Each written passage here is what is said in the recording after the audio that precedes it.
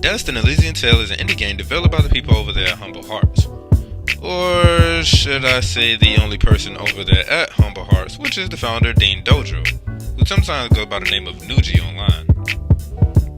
Yep, you heard right, this game developer single-handedly crafted this game, which was presented and gained notoriety from winning the Dream Build Play competition in 2009. This led to it being granted a spot of being available for purchase through Xbox Online Store via the Xbox Live Arcade service. While doing this review, I actually found out that this game is actually one part of an overarching universe which takes place within the world known as Falana. There was supposed to be a movie that was in development entitled Elysian Tail that seems to flesh out the universe even more.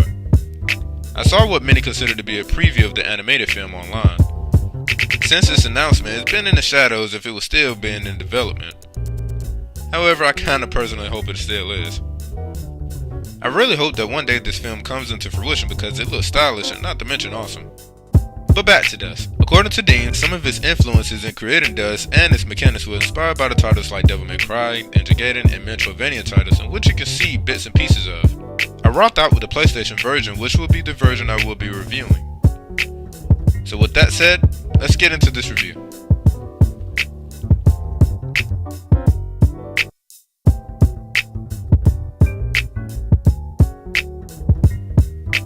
Dust has a somewhat unique hand-drawn art style detailed with bright colors. Each character you come across in contact are anthropomorphic creatures whose design is based off of some type of animal. The other type of creatures are just simply monsters, obviously. The presentation and the animation of the characters in Dust all have their own personalities, which is partially dictated by their facial expressions and demeanor. Traveling across the land of Dust is smooth, and at some moments show majestic scenery. The backgrounds I notice change often, so in one moment it could be sunny and then all of a sudden a storm could occur. The different background sceneries holds up pretty well and differentiated the many areas that you're going to be moving to and fro from. The few cutscenes in this game successfully conveys the story in some impressive ways. What was once a land of promise has fallen to the ravages of war. And it was in this, our most desperate hour, that the greatest of Elysian tales began. Dust is about a warrior who shares the same name as the game and his journey to rediscover who he is. To aid him in his journey is a talking sword he acquires called the Sword of Adjit that knows more than what it chooses to share. Also along for the ride is the sword's guardian by the name of Fidget. Me? I'm Fidget, guardian of his sword.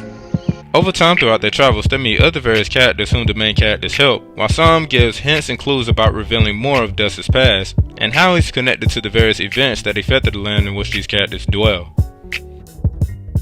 To avoid spoilers, let's just say that some of the plot lines and story tropes kinda make certain revelations seem a bit typical or predictable. However, it still does not discredit it from being interesting, due to the fact that within the game's twist, and especially the ending, there is an element that you may not have seen coming. And as the old saying goes, from ashes to ashes, dust to dust.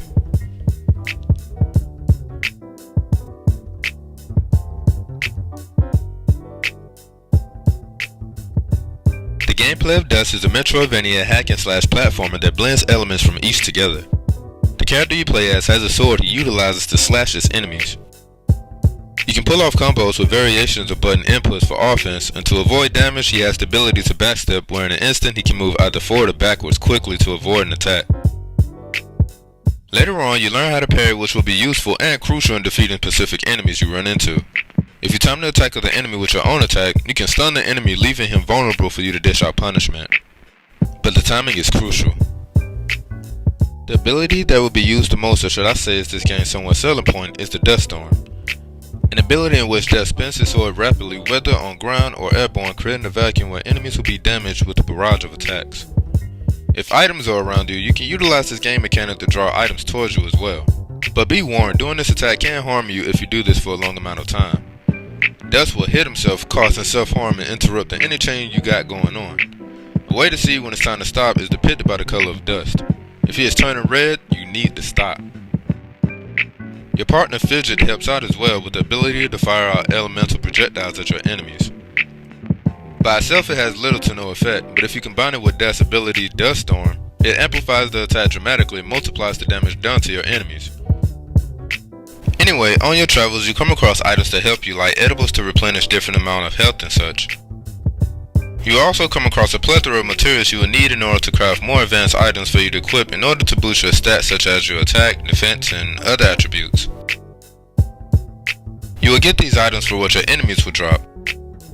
If your approach with light mind and destroying every enemy you come across, before you know it you will inevitably acquire materials, not to mention level up dust at the same time. Speaking of leveling up, dust will require more experience points after defeating enemies that will add up, depicted by the blue gauge located up under your health bar. When you have reached the required number of points, you will level up where you will receive an upgrade point. From here, you decide in which attribute of dust that you will want to first upgrade. Oh yeah, I almost forgot, chaining attacks also increase the speed of leveling up, so go crazy.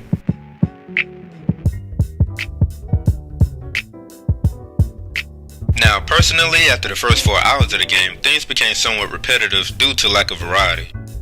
I got to the point where I easily became convinced that I've experienced everything that this game has to offer. I can see how some players could feel somewhat discouraged because it can decrease the level of motivation the player has to continue in this game. One of the reasons why I was able to continue this game in the first place is because I simply wanted to see how the story would end, and that was about it. Not because I wanted to explore more, and not because I think I would gain some new technique or weapon as a constellation prize for completing this game. Because in Dust, sadly, there isn't. The gameplay from a mechanical perspective does what the creators meant for it to do. The controls are tight and very responsive, but the enjoyment factor takes a slight dip. That is until the back end of the game when things pick up quite a bit. The fights are more epic and the cinematics and cutscenes just out of nowhere skyrockets.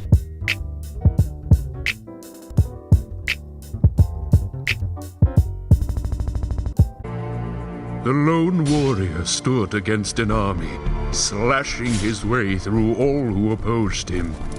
The mob stood no chance, and the soldier showed no mercy. The voice acting in this game is one of its strong points because, if anything, the people you come across can talk up a storm. I can see the benefits of this in the perspective of storytelling. It not only gives personality to the characters, but the various accents that some of these characters have solidify their individuality, and you can easily tell where they're from. Let's get going. Fidget? If you said no, I need to bite your face off. Go nom nom noms all over your face. Vent to seek my fortune in the wilds of great. That's it, I quit. I can't work under these conditions. That is just offensive. I'm so sorry, Mike. No, I'm kidding. Talking in an old voice. It's not a saxophone, it's a sousaphone. Well, good evening, young'un. Ah, Archon Savior! Welcome to my humble shop. No! Okay. What am I even doing here? What am I doing? The sound design is really impressive as well. The sound of thunder, the swelling of the fire pillars, and the spinning of your blade all contain a level of sound quality that nowhere diminishes.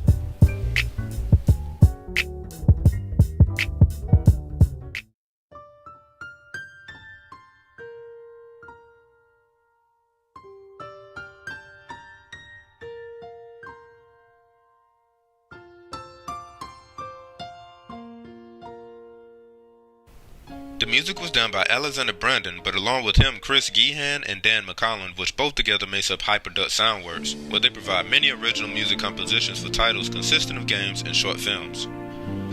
The music of Dust is really good. Many of the songs provide a somber-like tone which is presented through the usage of soft strings, piano ballads layered with some synths. If I am correct, and I could be wrong, the arrangement sounds like they were inspired by Asian culture. But then again, if you're looking at this game, who am I kidding? The whole entire game looks like it was inspired by Asian culture. But it's good to know that I can hear it through their music as well. Also on the OST, there are some songs that sound like it has a little bit of rock elements, with the guitar riffs making itself known throughout the songs. Then there are some other songs that has a fast-paced tempo that gives the listener a sense of adrenaline. All in all, you should give it a listen to. The soundtrack is located on Hyperduck's Bandcamp if you want to hear some tunes.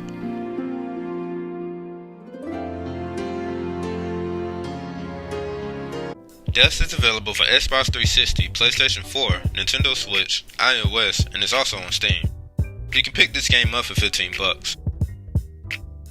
Dust has its shortcomings, but is still somewhat enjoyable. Seeing that this title was mostly handled by one person is impressive, and is something that is not easy to do. However, just in my opinion, it it just became a little bit repetitive and a chore at moments. But who knows, your experience may be different from mine, and you may have a different opinion about this. There is only one way to find out. Pick it up. Peace.